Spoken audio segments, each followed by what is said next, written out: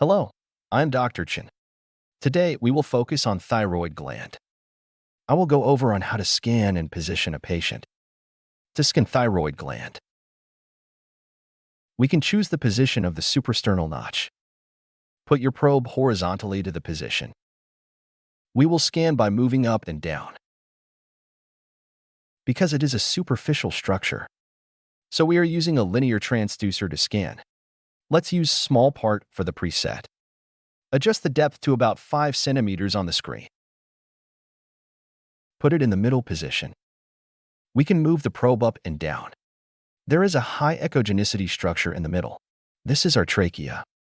At the top, we can see the isthmus of the thyroid gland.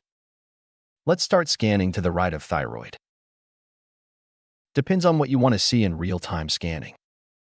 You can see the horizontal axis of the scanning. Let's turn the probe 90 degrees to observe the thyroid gland shape on the right side. Then we can move the probe horizontally to the left. We can see the thyroid gland's left lobe. Move it up and down to do a sweep.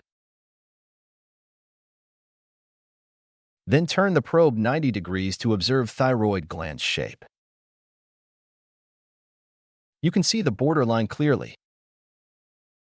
If necessary, we can turn on color Doppler to observe the blood flow of the thyroid gland and to see if there's any abnormality in the image.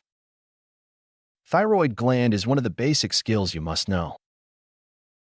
Keep on learning and practicing, and you will improve. That's all for today's tutorial. I will see you next time.